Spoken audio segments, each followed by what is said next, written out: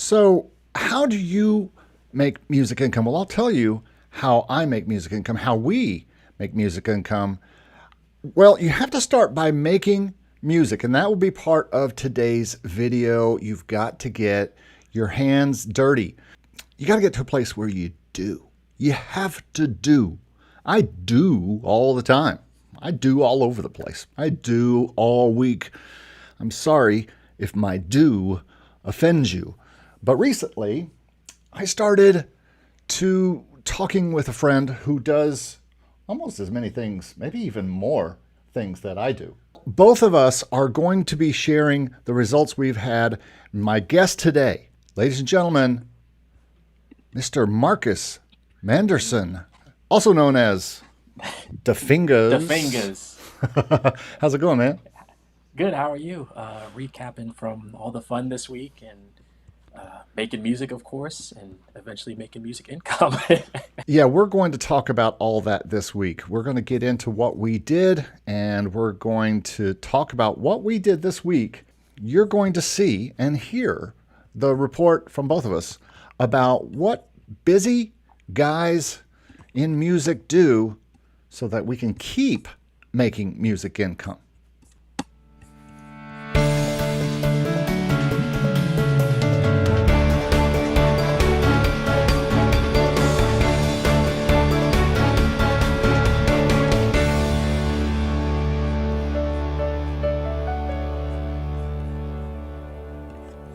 Well, welcome to the Make Music Income podcast, and we do lots of things and talk about lots of things on this program. Sync licensing for TV, films, and gaming and ads, micro sync licensing for YouTube, presentations, other uses, music streaming, music publishing, and royalties, which is all what we're after, right? Especially with licensing.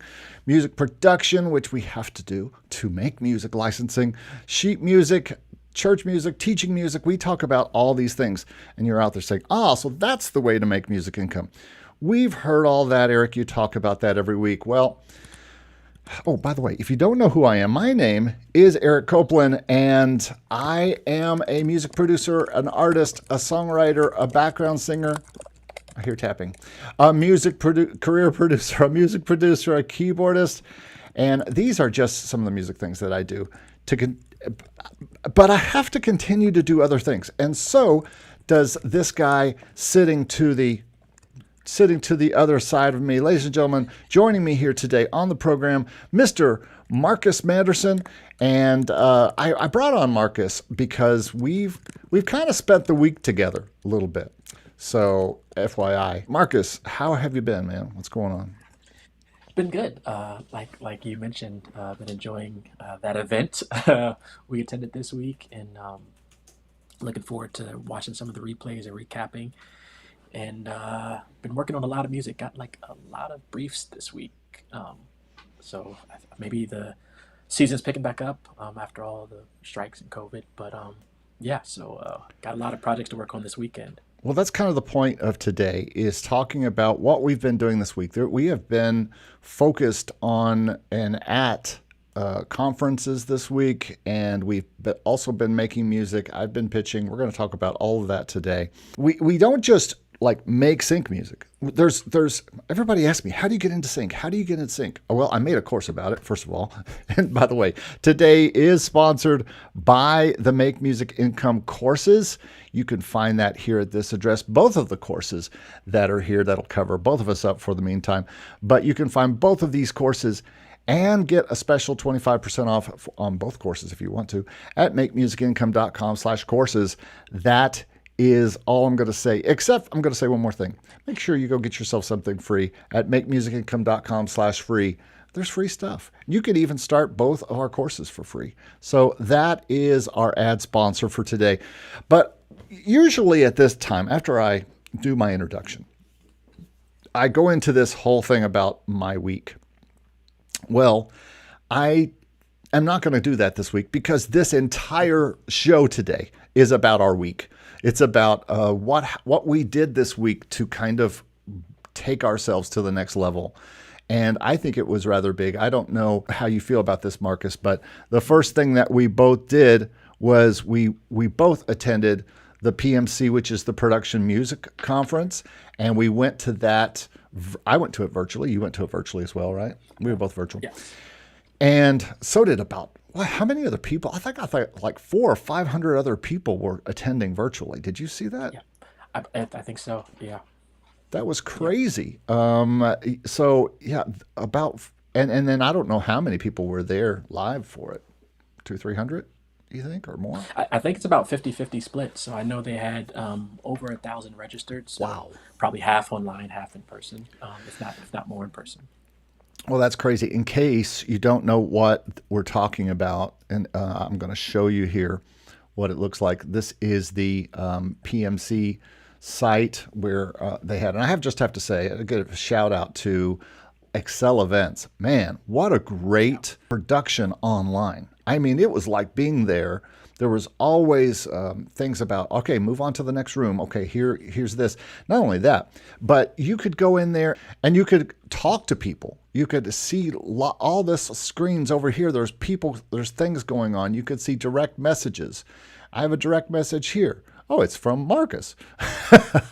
And so we were talking throughout the entire production. We were kind of chatting and stuff, but we were also chatting with other people because you can go and see all the people in the conference and connect with them, meet with them. I don't know about you, but I met a lot of people I didn't know. And guess what? I pitched to them. I don't know. I asked them, how they were enjoying the conference. It was just like it wasn't exactly like being there, of course, but I thought it was pretty close as far as being able to meet people and get to know people. How was your experience? Yeah, yeah, the same. It's good to once you start going to these conferences, you start seeing the same people, not just panelists, but attendees as well, and you start to build those relationships. Especially if you've been working with libraries, 1 or 2 years or longer. I know some people that work with libraries and they never meet the people at the libraries until they go to a conference 4 or 5 years later. It's like, hey, I've been working with you. We've been getting placements over the last 5 years, and you could finally put in person. You might do the Zoom virtual chats, but you can have that in person. Hey, let's grab a drink. Let's talk over projects and life and music and experience. Different when you're, sitting directly across from someone. Yeah. Reiterating those relationships and being able to do that virtually for the panelists themselves. That platform is great. What I like about conferences like this, as opposed to things like South by Southwest and NAMM, which are also great, is that with this conference, PMC, it's one panel at a time. So it's not like, oh, I'm missing this one over here Yeah. because I'm at this one here, and there's not overlap and things like that. And But like you even said, if you did, they were all recorded and you they can were go all back and recorded watch them. So for 30 days. Yeah, here's what I like better about this conference than actually going, to be honest with you. Number one, I could sit and work on stuff all day. I could sit. I had a true. lot of stuff going on this week with, like, I was getting mixes back from engineers and sending stuff out to players and all that kind of stuff.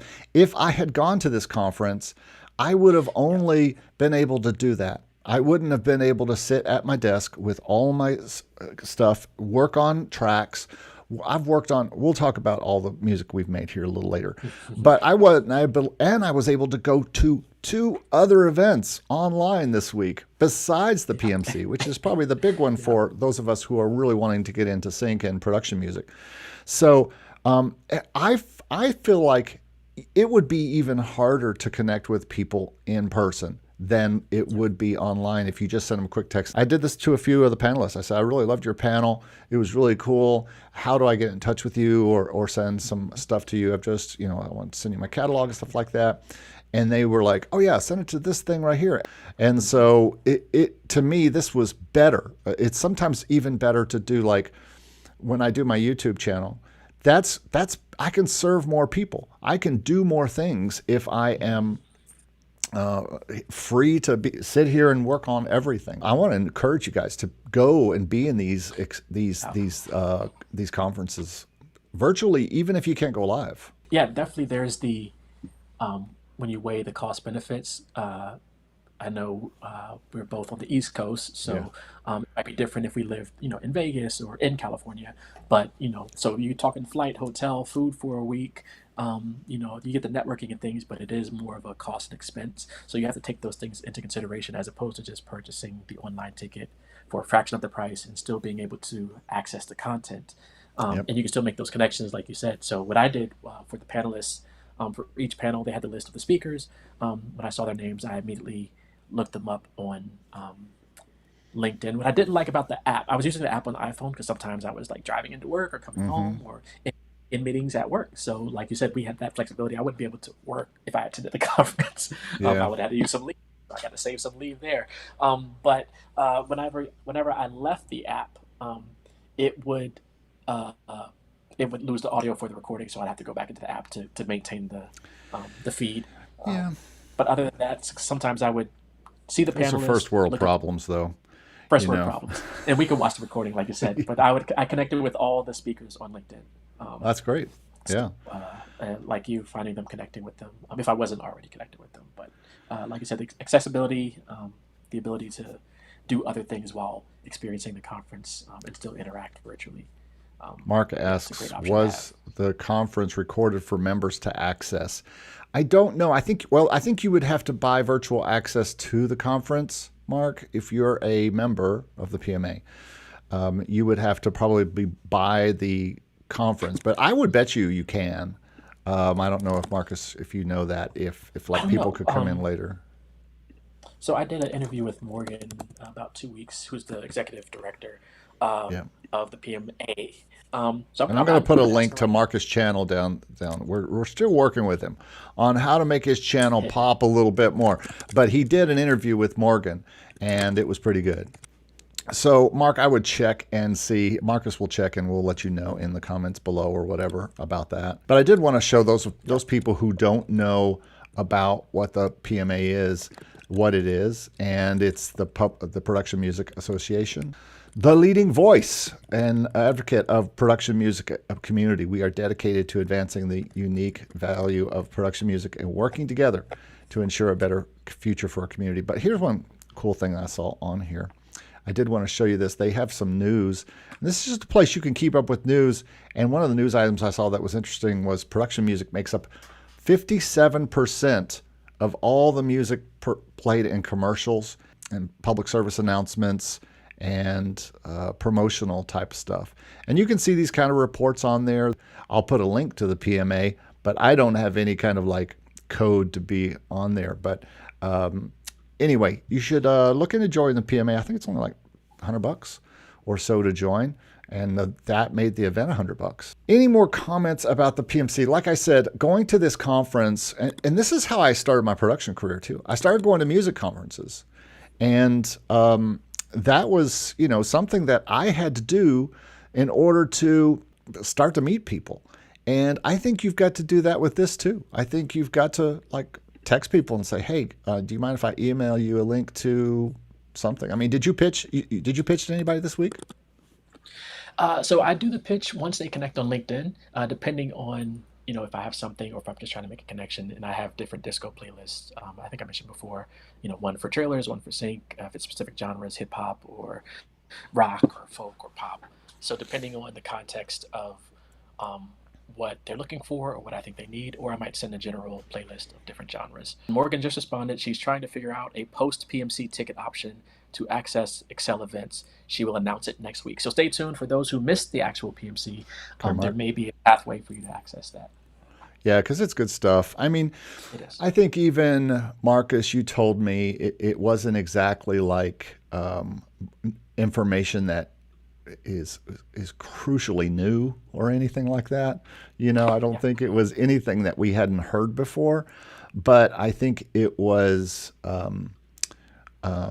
still pretty cool to be there and a great way. This is very important, people. A great way to start to get just an email. Some of the people that I got in touch with through the text portion saying, "Hey, I loved your stuff." Some of them don't pay attention to that, and they're probably too busy with meetings and stuff. But I was able to get some people's emails and add them to my disco. And I want to talk about disco for a second because one thing that I am doing that's a little bit different than maybe what Marcus is doing, I am sending people now to my disco catalog rather than sending them a list, especially if they've asked me for a a bunch of stuff. In other words, if they've asked me for a sample of what I'm doing, send us what you've done. Send us an example of what you've done. I am sending them to my catalog, and I just got my catalog kind of going. I want to show you what it looks like. And if you don't know what disco is, it's kind of like a cooler SoundCloud. I mean, and it's more focused on the music industry. So when they go to your catalog, it takes a lot to put into this, and it does cost a monthly fee. But once you get in this, you can feature tracks, you can have featured playlists and featured albums that people can go to. And when they go to it, they can just play these tracks, and then they can also download them, or they can save them to their stuff. And so I really think that this is one of the newest ways I'm going to pitch to people. Now, you can also make specific playlists for people and do focus pitches for albums. I do that too. But right now, I'm really happy with the way this catalog works. So I can send people to my catalog. They can hear everything. I want them to hear everything. I want them to see that there's 500 plus songs. I want them to see that. That's important to me. Do you use Disco yet, Marcus? I do. I've been using it a little over a year now, and but I don't use the catalog feature. So I'm on the artist plan, which is really good because you get unlimited uploads. And Yeah, it was great. And I'm glad I used the artist plan for a long time. mhm. But I was seeing people directing me to their catalogs on Disco. I was like, how are they doing this? How do you, And yeah. what's so cool about this, let me get me out of the way. What's so cool about this is over here on the this side, they can choose by mood, they can choose by instrument, they can choose by tempo, they can choose by lyric themes, they can choose if it's got vocal or if it's instrumental. They can just look at instrumentals. And so when the search result comes up, they can just see instrumentals here. They can see the genre. So if they just want country, they can get a bunch of country stuff. So I really think it's cool, and I really suggest that you look at Disco. There's a link down below if you want to get into that. But I really like using it, and I think it's just a great tool in order to send people directly to what you want. You can send them directly to albums. You can send them directly to playlists, like focus pitches for just them. And I'll put their name. I'll say a certain kind of thing and then the name of the library and say, hey, because I want them to know this is something I put together for them specifically. And but I think they also enjoy going and looking at a catalog as long as you have something featured there. But I think I've kind of changed my tune. You could tell me what you think of this, Marcus. I've changed my tune. I talked about this last week on sending stuff to libraries when they don't know who you are and they haven't said what they want. If they haven't said what they want, I think your best bet is to pitch a specific album or in a specific genre. What do you think about that? I would say for libraries, yes, if you've done your research and you know what they like to place. For if you're going direct to like a sync music supervisor, which I've been doing a lot more lately, I pretty much send way too many songs. But I send similar. I don't use a catalog feature, but I have a playlist of like 50 songs and separated by genres. So I should upgrade to the catalog, and I Well, send that link. and I've got the catalog now set to the point where if they go to my catalog, they're going to be able to save it to their Disco. Or Yeah. with the discovery mode on, they can search, and I'll be included in a search. They can also find songs by doing a Disco-wide search, which is mind-blowing. That this could be a new place. I heard somebody from Apple yesterday. I was in another kind of thing, and I'll talk about that in a bit. But she was saying that Disco is one of the places she goes and searches now, just like she searches Spotify for certain kinds of things and then tries to find the Yeah. artist. Or she goes to Disco and she'll search. And anybody who's got a catalog like this, everything has a lot of tags on it, and they can search by what they're looking for, the kind of mood and everything that they're looking for, and they can find that. And what Disco does is a lot of it is very automated. It just puts these things in, and it uses some AI, and it just says, oh, all these are kind of fun, or at least the Disco thought they were fun when they put them in. So it's not just a place to put music like SoundCloud and then send people playlists. It's now a place where you can have stuff be discovered, which I think is humongous. And I think that is very a big deal. And so can't. That's a little commercial for disco there, but only because it's now my main tool when I am trying to get in touch with people. If I want to send them an album, I'll send it on there. If I want to send them a specific playlist of songs, I'll do that. I've sent several playlists of songs to libraries this week that were kind of like, I knew that library did a certain thing, and so I wanted to make sure that I was sending them, the right kind of stuff. The production music conference was only one thing that I went to this week, and I know that was probably where your focus was. Besides, you also work this week, right? Yep. I had to go in a couple of days into the office. Well, so we went to the PMC, and again, I don't know if I have any last comments other than I would always go to it. If you're interested in music, getting music in TV and film, and they talk about gaming, a lot of AI talk, which is not, I'm not that interested in AI talk, but a lot of AI talk. But I think in general, it was great, and it's a great way to meet people. And I have made several connections now that are probably better chance to listen to anything I send them versus not going to this conference in the first place. And this is what I'm talking about. This is the first thing we're talking about today. How important it is to put yourself where the people, even if licensing is not the thing you want to do. If it's artist stuff, well, here's another one. I went to something this week called the Music Marketing Summit. This was headed up by Andrew Southworth. I don't know if you know who Andrew is, Marcus, but Andrew Southworth is the guy who runs Genera Studios, but he also is, a lot of you know him as the guy who talks about lots of different kinds of ways to get your music and your Spotify blowing up and with ads. So he's one of those guys doing that kind of thing. But we're on day 3 of this conference. It's still going on, and all of these people are talking now. He runs his a little bit different. Adam Ivy, a lot of people know who Adam Ivy is. Ariel Hyatt, who is basically been the PR person online for a decade or more, maybe 2 decades. She has been on it since the very beginning online.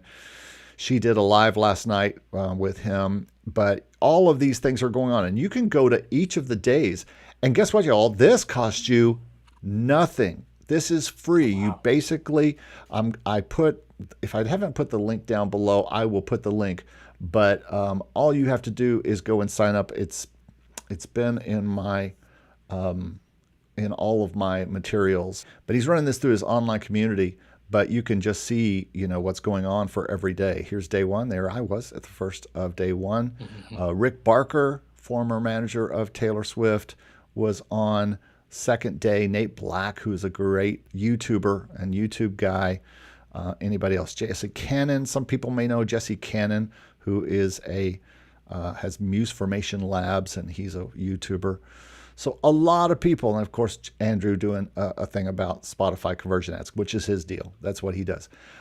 But you can find this. Just go search for the Music Marketing Summit. I'll put the link down below if I have forgotten to do that.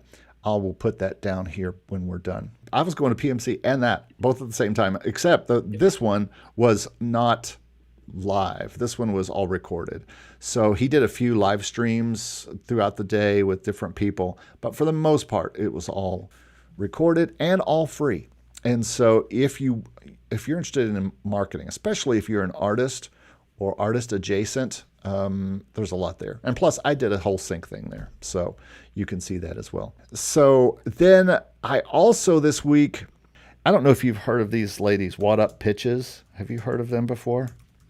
Yeah, they have a great conference in Chicago every year. Speaking of conferences, they do. I did not get to see the conference, but I did get to yesterday go to one of their events, and they do these listening sessions. And here was yesterday's one. It was the listening Fiesta with music supervisor Gio Thomas, and she's basically works at Apple. And so you could pitch to her if you sent music to her. And I did the free thing, so I didn't get my music pitched because you have to pay for a pitching spot. It's like $75. But Folks, $75. I paid more than that to go to the PMC, and I didn't necessarily get my music played. I could have had it played for her yesterday. I didn't specifically think I had something for her, so I didn't pay the money, but I did go and listen, ask some questions. It was all on Zoom. They do a great job. They have everybody listen in their own headphones on a disco playlist. Everybody listens in high quality, and then they kind of watch the thing. So it was really cool. And another cool, fun thing that I did this week to get more contacts and everybody in that Zoom had their face on. You know why they have their face on and their name? Because they want to be seen and heard at these events. I saw our friend Michelle Weiss-Maslin. She was there at this. She's a lady who I did an interview with. She's at every event, everything. She goes, I would bet you, I don't know if I saw her at the PMA this year or even virtually, but she's usually everywhere. Anytime I'm at a Zoom event where people are talking about sync, she is sitting there. That's how you get seen and heard. What Marcus did this week, where he was asking questions all the time. You actually had a question to ask at least once in one of the panels, right? Yeah, yeah, and they had someone monitoring the chat and asking questions to the panelists from the virtual audience. Mm-hmm. Yeah, this is what's most important, folks. Talking to everyone, putting your name out there, being at every possible thing you can, even if you can't afford to go anywhere. A lot of people will say, oh, well, I can't afford to get plane tickets to Los Angeles. Hey, we're the same way. We couldn't take, I could take off work because now my work I'm back to working full time for myself. So now that I've started to produce a lot of my sync clients, which I'm doing, by the way, is I'm producing a lot of my people who are interested in making more sync. And some of them are sitting here right now. You know who you are. And, we are working together on your stuff and talking about your stuff. And so you got to talk to everybody, and you got to send emails out. I pitched more in the past few days than I've pitched in the past few months, mainly because I had just made a fresh meeting with a person because we were in that conference together. And how did you do with that kind of relationship? Do you think there's any relationships where you'll pitch to people that you met at PMC? Yeah, so I've connected with a lot of all the panelists, but there's some, especially I knew most of them on the trailer panel, but there were two people that I wasn't connected with on that panel, so I connected with them, and then one of them who owns a library. I've been doing a couple projects for them already, but reiterating that relationship. Like, hey, how let's many catch up. panelists do you already send stuff to or work with That I worked with before the PMC? PMC, that was on the whole, from what I remember, it's probably like 4 or 5. Yeah, I think I was like two. But Yeah, one was on yesterday. The Indie yeah, Library panel was really good, and I work with one of those libraries, and I talked to two others yesterday. And so, this is what I'm talking about. People, you've got to reach out. You've got to talk to people. You've got to get out and do things. You cannot just, a lot of people will say, how do I do this whole get into sync thing? Well, you're not going to get into sync. First of all, you got to make music. We'll talk about making music here in a minute. We're kind of going backwards today just because we're fresh from these conferences. You've got to reach out and go to these conferences, even virtually. It's still worthwhile. Go to these listening fiestas. You know how much that listening fiesta yesterday cost to go to and just be sitting there in the Zoom? $0. All you had to do was register for it and sit in the Zoom and listen. You could ask questions, but people could see your face, they could see your name, and they could see that you were part of things. And this is what I'm talking about. And there might be people in there that you meet and start to work with. You know what? I got a bonus one for you since you shared the music marketing and the Whoop It Up. I attended one. It was on Wednesday. Michelle was also in this one. It was Yeah, at the same she's time as the PMC everywhere, one.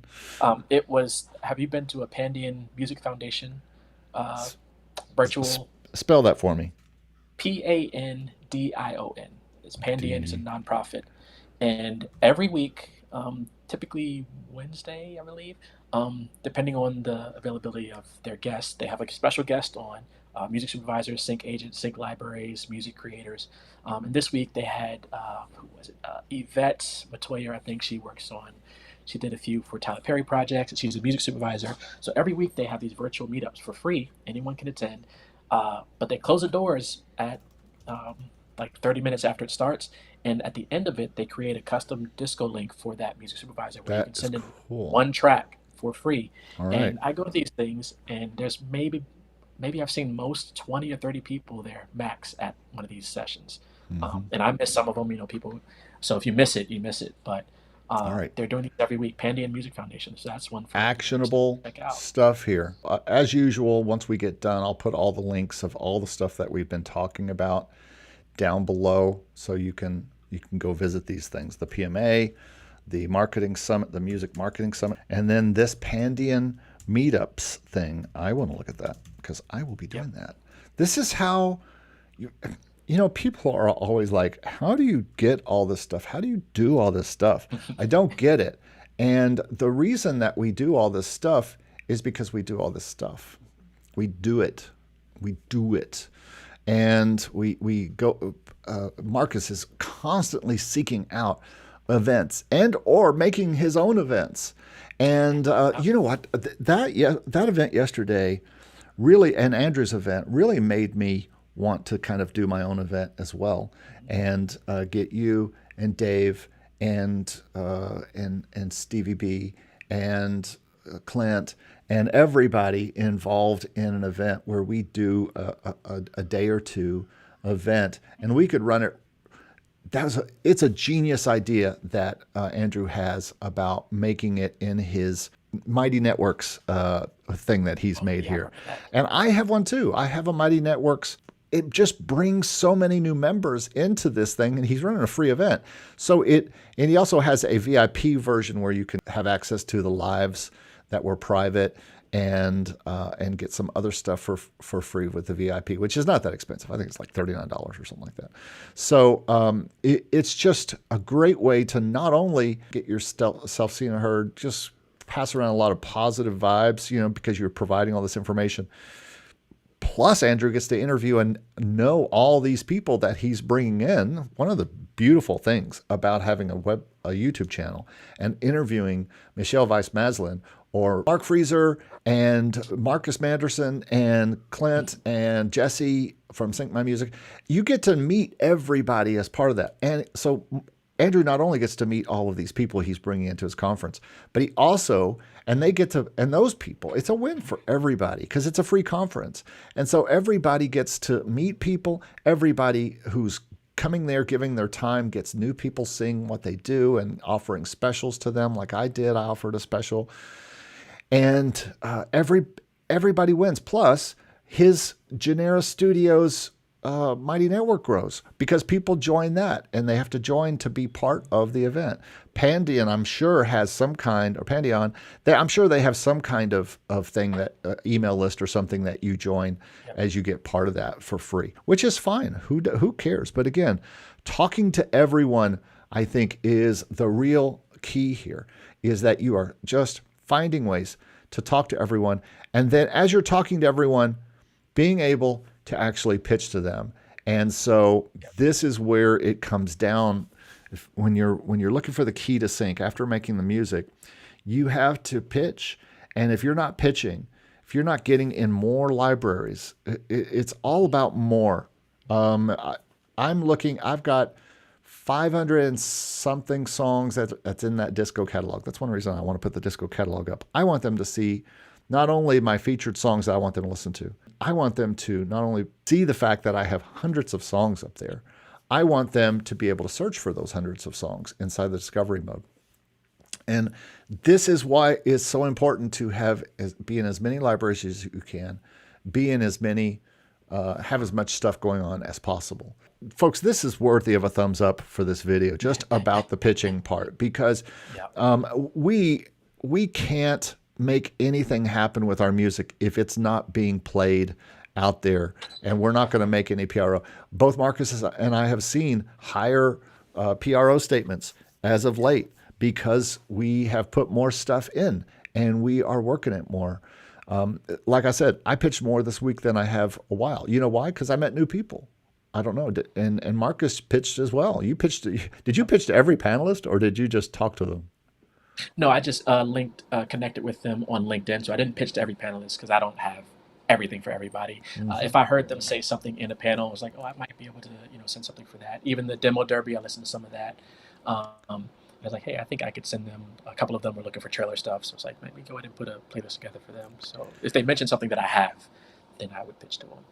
I did that too. One guy yesterday in the panel said, "I'm looking for a company that has a mission versus just as oh we do everything," and I do Yeah. everything, but I also do everything in a positive type of way. So I pitched to him and said, we kind of have like a positive vibe library. That's the whole point of it. But a lot of genres inside of that. And then another person who was on that panel, I went to their website and did some research. This is another thing you got to do, folks, is you got to research before you pitch to people. And I went to their libraries and I said, okay, I see that this library has the very first thing that came up on their albums and on their playlist was positive pop. And my whole company is called Positive Spin Songs. It's all about positive stuff. And Positive Pop is my most popular album and has the most use across all of my placements. And so I had an in because not only did I see her and I connected with her at the event, I also had something in common with them in their library. And this is what I'm talking about when you're talking to everyone and you're pitching and you're going to these events. You find those people you connect with. You're not going to connect with everybody. Some people you're just going to be rubbed the wrong way by their personality. You're going to look at their website and see that they're only looking for, like, if people are only looking for trailer music, Marcus is going to contact them. I am not, because I don't do any trailers. And I think about it, but there's just too much other stuff I want to do. I think trailers are cool. I just don't do them. So pitching is the thing. Now, here's where this whole argument is going to change.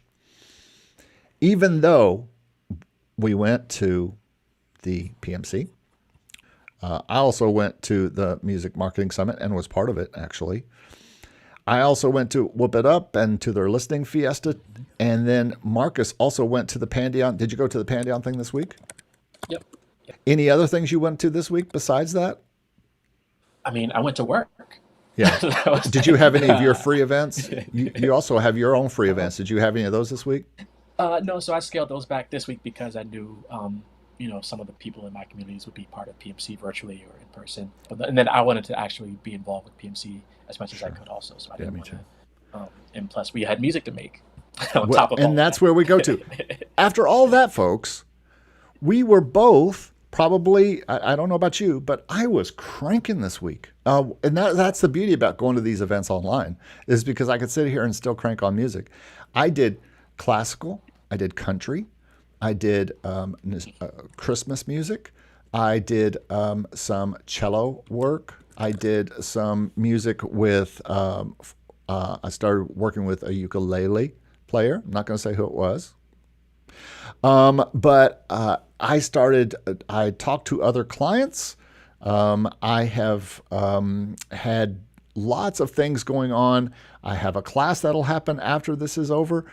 There are people that I am working with all the time, but I'm also making music for clients and sending and getting back mixes. I sent a mix of mariachi yesterday. We are working on a lot of stuff. And that's just this week. And this week, I also was spending a lot of time watching those videos. Sometimes I was watching 2 videos at a time and working in Logic at the same time and editing. I don't know. What was your music making week like? Very similar experience. Like I would be watching some of these panels for PMC, but also making music or mixing a track and just striking that balance, between analytics and. But on the music side, the irony is. I was watching the trailer panel for the PMC, and at the same time, literal mailbox money. I made a joke with the person that I work with this trailerization. I got the check in the mail for the trailer that we just landed for that Meta Quest game called Thrill of the Fight. So that literally came in the mail while I was watching the All right, let's panel. talk about that. How did that money come to you? Did that money come from a library? No, so this was shout out to Full Sail. Dave, who is a good friend of both of ours, is an instructor there. I went Dave to Full Croft. Sail before he started his tenure there. I graduated 2010 with a master's program from Full Sail, and didn't do much with the education there until 2020 when the pandemic hit. They started doing these virtual Zoom sessions. So I went to as many of those as possible, and I met a guy who actually got me back into sync. His name is Charles Watt. He's an instructor also, teaching about audio education and technology. He got me back into sync like 3 years ago, 2 years ago. And after one of these Zoom sessions, I was telling people I was getting into trailer music, and he's like, "Hey, I did the soundtrack for this game for Facebook. This at the time it was version one, the first version of the game, and I was wondering if you would just trailerize the theme song." And he sent me the song, and that night, probably 4 hours later, I had the traillerized version. He was like, "Yo, this is crazy," and I think we just thought it was, hey, a fun project, knocked it out, it's great. And then he was telling me over the last couple of years they're working on part two, but it was false starts and pandemic and things. And then literally like a month ago, he's like, I think they're going to use the trailer for the version two of this game, and it might be coming out soon, like by the end of the year. And then weeks pass, and then he's like, it's like it might be dropping like any day now. And then next thing I know, it dropped, and I was like, yo, Wow. this is crazy. And then a couple of days later, he's like, I'm sending you a check, and I was like, okay, I'll take it. So he So was the kind of sync agent in this kind of deal, maybe? both he was agent, but he's the artist. He composed the soundtrack for the I game for the got you. first version, and he's working on the second game as well. And So so he just they asked me paid to come. him. He got the deal. They paid him, and he paid you. He paid. Yep, and he's also a Full Sail alum. So I met him through these Full Sail meetups. That was a virtual meetup, so you never know Yeah. who you're going to meet at these virtual conferences and things. Again, talking to everyone. Just meeting people at these places, whether they're free meetups like the Pandion one or they're paid meetups like the PMC. This is how we do it. It sounds like there should be a song like So that. there is. But this is literally how we do it. This is how I've done my whole career. You go where the people are. I want to be with it. Oh, I don't want to be. I better not sing Oh, that. don't get. Yeah, Yeah, I'll get, I'll get, Disney's coming already. I'll get Yeah. banned. But you have to be where the people are that are going to need your music, and or you got to get in touch with them on email. You got to find them. You got to do the research. You got to meet people. And so this is how we've been doing it this week. But we've also been making money, and we've also been getting talk about mailbox money. Sound exchange check this week just came in the mail yesterday. It actually paid for my donuts I bought last night. So not a huge sound exchange check. Although I did have a something played on Sirius XM where I made six or I can't remember how much, $600 or $700 from that last big thing that Fox and Friends played. They played it on their Sirius XM channel. So I got paid from the PRO side, but also I should be paid from the Sound Exchange side because they usually are who is paying for non-interactive streaming. So on the radio side, if they played it on the radio show, then I should also get some Sound Exchange money from that. We will see. But yeah, so you were making music. What were you making this week? What kind of music? So this week, a lot of trailers. I'm in horror trailer mode, which I think is kind of late, but I've been getting some briefs for horror trailer projects. And then recently, literally last night, I worked with one company that focused on the artist side, so not necessarily sync, but just music for artists. So they wanted some hip hop tracks, and that's like, I was like, I can do that in my sleep. So gave them a couple ideas to send for potential artists they're working with. We have a question Yeah. from Gary Johnson here. Can you quickly define trailer music and how it differs from sync game music? That's pretty good. Yes, that's a good question. So for trailers, it's basically scoring like a film in like 2.5 minutes. Most trailer music is in the 2.5 minute range. You can go a little shorter with either neoclassical or horror trailers. Those can be 90 second, 2 minutes. But trailers are sort of split up into what's called a three-act structure. So you have Act One, which is usually like an opening, maybe a drone or a light sounds, and then Act Two they might bring in what's called uh, like a motor, like a pulsing rhythm, a bass, maybe a string pluck, And then it just builds. It's like a not a roller coaster. It's almost like just inclining the going up of the roller coaster. By Act Hmm. Three, like everything is thrown in, all the bells and whistles, percussion. This is typical. There are But other styles each of trailer act music has that a stop, right? A very yes, definable um, stop. You've heard it in definable every stop. movie you've ever preview you've ever seen. Yep. Yep. So every, I would say, typically every 30 to 45 seconds or so, you'll have a stop, and those are what's called edit points, which are similar to what you would have in sync. You also want to have edit points so that editors can cut right there if they want to and bring in other music or fade into something else. But with trailers, you have those edit points. You have a lot more sound design, like whoosh bangs and risers and effects. Uh, there are a lot of tracks that are just sound design focused. You have these Brahms, so it is a different mental shift composing trailer music as opposed to production music or sync music. And when he Um, says Brahms, he doesn't mean the classical composer. He Not the means classical composer. a big sound, right? It's like a Yeah, big yeah, horn or percussion sound or something. yeah. You know, you've heard those things. Think of Transformers previews for a Transformers movie. How many like times do they go to the edge of the cliff? Da da da da. Yeah. Boom. You know, you have all these things that are happening in these. Art Caffeine says, what genre is trailer music usually under? So it has actually it's basically like music. You have different genres of trailer music. So you Yeah, have because you were talking about neoclassical, horror. you have horror, you have neoclassical, which is used in shows like Bridgerton or even a lot of murder mystery shows. It's also used on cooking shows and things like that. You also have horror trailer, which are the things that'll make you jump out of your seat. You have a lot of indie trailers, which if you're familiar with the company A24, look at any of their trailers as more the indie style. You have trailerizations where basically you could trailerize songs. So you might get a request to trailerize, a song by Beyonce or a song by Taylor Swift. So you Or could by also the trailerize, Eagles these or days. by the Eagles. Yeah, they're going to a lot of rock right now. Mm-hmm. There's a lot of genres and trailers. AC/DC, There's Pink Floyd. They've done a couple Pink Floyds lately. I've heard on movies. They're taking 60s and 70s songs. Like I was watching Yep, some scary movie and they were using "All I Need Is the Air That I Breathe," and they were oh, I using love that that. as the whole The whole, um, yeah. as the trailer music, you know. But they were building it up and dropping it and building it up and dropping Yep, it in yep, trailer fashion. So. yep, yep. That's a good. It's not a remix. It's like a whole different experience. It's not taking the whole song and just changing instruments on there. Sometimes a trailerization of a song might just be taking one line or two lines, and just finding ways to manipulate it and add orchestral elements under. But it's I a think it's a great. form of a remix, but it's not a It is. Yeah. remix.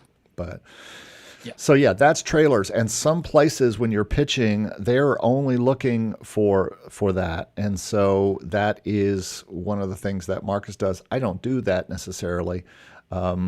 I've thought about it and it looks like it could be fun, but I've just got too many other things because I'm too Yeah. busy It's making too many albums that are not trailers. Because you also have to have a mindset for it, I think, yeah. trailer It's a huge making. learning curve too. I've been studying trailers for like 2 years. There's some people uh, that can jump in and they might get a big placement right off the bat, but I say with sync trailers in general, you just want to make sure you have um, the mental mindset to know this is a long term game and not an overnight success. The other difference between trailers and just regular sync type music is trailers are not going to be used as background music. They're going to be used for a specific use, for a specific show, and they're going to be paid for and a rather large payment. You know, it's going to be a pretty big payment for that. Did you end up getting that one from Survivor as well? Yeah, so Survivor was that was actually a fast placement. That was one of those overnight. I made that track about 2 weeks before it was placed. And it was I think I said it last time on your show also. All of my placements so far has been from album um, making albums, not direct pitches. Other than the one now with the Thrill of the Fight for Facebook, but that was through the artist that was working on it. But Yeah. the Survivor promo was an album track, and I didn't even do the whole album. I think I had two or three tracks on there from a company. The company's called Pitch Hammer, and they worked with another company I work with called Oh I Like That Music, and Hmm. um, we made an album for them, and I think I had 2 or 3 tracks on there. And this track I made, and then 2 weeks later, the owner of the library was like sending me a message like, "I think this is your track," and then he sent it to me. Yeah. I guess maybe he used TuneSat or something to detect it, and then I listened to it. Then I listened to mine. I was like, "Yeah, that is my track." He's like, "I think this is a placement." It's like, it's like 2 weeks after I made it, so it can happen like that, but don't expect that. Yeah. It's sometimes years, 3, 4 years later. Cool. Well, to wrap up today on this, I did go to another guest. We have another guest today, although he's here virtually.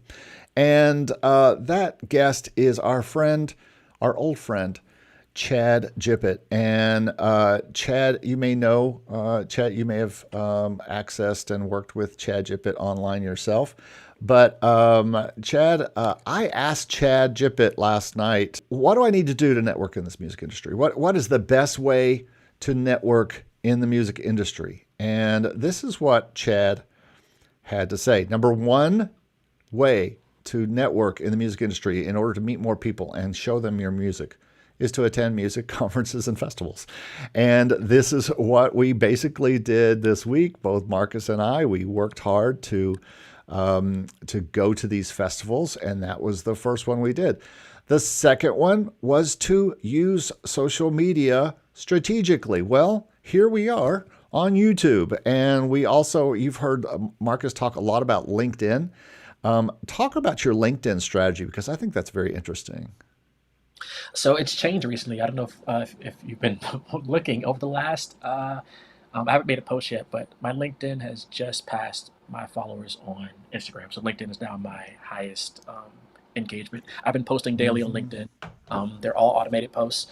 I have them scheduled right now. They're 2 weeks out. I would love to get further out. So whenever I have ideas or I see posts that inspire me, I schedule that post for the next day that I have available on the schedule. So my goal was to schedule 1 month of posts and see what happens there. I've been going steady for 2 months now, and averaging uh, 2 to 3 thousand new followers per month. And I Wow. think I want to keep going to the end of the year just to see what happens there. And then if I just keep it going forever, we'll see. But LinkedIn has been great for engaging, like I said, with the panelists at these conferences. A lot of these people in the sync and trailer space are on LinkedIn. And it's just a little bit more personal. I haven't posted music in so long, but I'm posting tips. It's all text, maybe some photos and videos here and there. But yeah, And that's interesting because most people don't think about that. They don't think about LinkedIn as a way to meet yeah, people in the industry because they think they're all going to be on Instagram or TikTok for some yeah. reason. And I can tell you they're not going to be on TikTok. And they're not going to be looking for serious people Hmm. to work with on TikTok, but they will on LinkedIn because everybody is there and they're there with the place where they work. They're there at with their company name. And Yes. if they're not the person to talk to, you can look through the company and connect with the person that you need to talk to. So if you meet the president of the company, you can go to the company thing and look at the other employees and find the person who's the music Yep. supervisor. What your his LinkedIn is Fingaz. Although The fingers. Yeah. I tell you, I don't know if I wouldn't use your real name at LinkedIn. I feel like LinkedIn is a little bit less Probably is. like. Let's see. I think as you You get can look deeper, up. I I mean, I think know you can look it's up both. both. Yeah. By the way, I just connected with you today, so Yeah, I saw that. I was like, wait, I'm not connected with them on I there, but know. let's How see. were we not connected? But we weren't. So I just sent a connected thing to you. But LinkedIn, who knew? I've started using it too a little bit. But use social media the best you can. Chad says, let's see what else Chad has to say. Collaborate with other artists. Well, I have been basically working with a lot of the people who follow me here, people who are following me here. Aaron says that's LinkedIn's where he found the library he currently works with. But Yeah. I work with Gary, but more so, I'm working with some people who are actually in this chat that follow me online because of social media, and they've come to know me and they've come to trust me. And I think you build trust probably more on something like LinkedIn or YouTube than you do Yeah. on the others. Maybe Facebook because it's a little bit more personal, but it's also a little bit older. I don't think a lot of the music supervision It's a pretty young game. Most people that you see in the music supervision world are kind of young. So anyway, all right, back to what Chad told me. Chad also said the next attend local open mics and showcases. This is one thing that I've noticed you doing, Marcus, is starting your own events and in the DC area, the DMV, as you like to call it. DMV. Yeah. Yeah, there's so I go to these events, AES, which is actually in a couple weeks in New York. I'll be up there doing some panels, or NAM.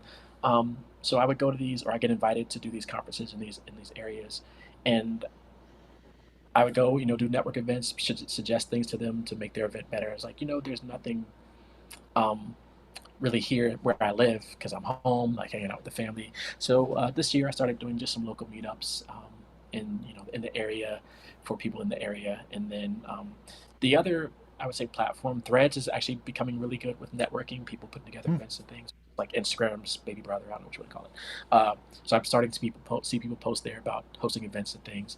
So yeah, if you're in an area, if you don't want to host events, you can go to Eventbrite. Just type in your city and like music or your city and sync and see if there's any events happening live in the area you're in. That's a good idea. And yeah, I use Eventbrite for that sort of like filtering. I use LinkedIn to filter. I went to Full Sail, as I mentioned. So if I'm looking for someone who works at Disney that went to Full Sail, I can use the LinkedIn filters and type in Disney Full Sail and see all the employees who are on LinkedIn who went to Full Sail and work at Disney. So the tools And are you there could for us. possibly know one of them, you You know? can know one and maybe work out a deal or get a placement. So you never know. Yep. So, local events. Chad also says reach out to industry professors. Don't hesitate to email or DM people who you want to meet. It's what I did yesterday. That's why I have a bunch of new pitches out there. Now, will they be to libraries that work for me or do anything for me? Because I'm part, I don't, I know Marcus probably is too, but I'm part of a couple libraries that don't really do anything.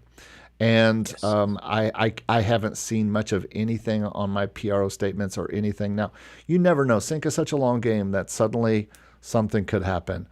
The other thing I didn't talk about is I had a nice talk with one of my largest library heads this week.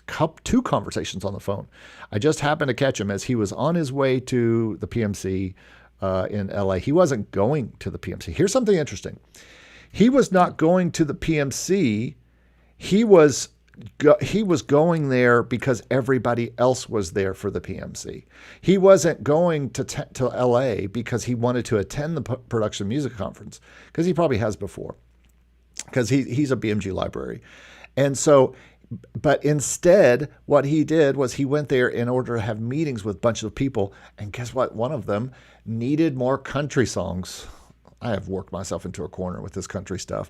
And they said, hey, the guy that did I did some Jimmy Buffett stuff for his library, or some library a while ago. And they said, the guy that did the Jimmy Buffett stuff, could he do any like female country? I need female country. And so now I'm getting ready to gear it up to do like maybe two albums of female country for this. It's not a BMG library, but it's another large one. And but that's all again from me just calling him to ask why my new album isn't up yet, or when my new album can get out there that he's already said he'd take. And then also asking him a question about GEMA over in Germany and stuff like that. And he emailed me. And then he just called me. He says, I got a few minutes before this next meeting. Blah, blah, blah, blah, blah, blah. I just had a meeting with so-and-so. This is what you've got to do, folks. You've got, and I could just say it till I'm blue in the face, you've got to talk to everyone. You've got to get out there and you've got to talk and you've got to pitch and you've got to do all these things. And all my titles are really kind of blurring together. More advice from Chad. Chad says, make sure that you volunteer at or intern at music events. This is what I did early on in my production career in order to start meeting people in the industry I was going to. I would go down to Nashville and intern just volunteer to help them out at the Gospel Music Association, because they used to have all these conferences all the time. all over the United States. And I would go and volunteer. I would get fed. I would get a room. I would get, but I would get to sit and rub elbows with big people in the industry. It's how I met a lot of those people for a long time. And so volunteer at music events that you want to go to. And then the only other one here is join music organizations and unions. Like I said, I just joined the PMA. So now I have the opportunity to contact other PMA members. They give you the entire PMA membership. That's a pretty big deal. Crazy. Yeah. So some advice from me, some advice from Marcus here today, and some advice from Chad GiPiT as well. Marcus, I just want to say thank you for being here today and for giving your time, because I know you're as busy as I am trying to come up with all sorts of stuff. Remember, folks, that we do have the 2 courses right now, the Getting in Sync course and the Stock Market course. And you can go to makemusicincome.com/courses. I talk about the reason I offer them together now in a new kind of package is because I think the stock market course puts you on a lot of the non-exclusive path where you can get started. If you're a little scared to start thinking about being involved in larger kind of stuff where you've got to meet people and pitch your stuff to conferences, the stock market is a place where you can kind of dip your toe into licensing a little bit. It's not nothing. I just got paid about over $2,000 for something that was on either Pond 5 or Motion Array. That's the only place I can track it to, where they would have had my publishing and my writers. And I got an amazing payout because they Fox and Friends used something for 3 or 4 programs, and just crazy. All right, everybody, I've got to go teach a class now. And again, I just want to say thanks to Mr. Marcus Manderson. And dude, I appreciate you being here. I appreciate you hanging out with us on this live today. And it's been a lot of fun. I'll put information on how to get to Marcus LinkedIn so you can become one of his LinkedIn pals and get in touch with him and watch what he does. Also, I'll put a link to his YouTube channel, and you should go watch that because he puts a lot of content free out there. So go look at it. All right, everybody, that's going to do it for us. Have a great day. Thanks so much for being here today. Make sure you go get some stuff at makemusicincome.com/free, and we'll see you next week. See you later. Later.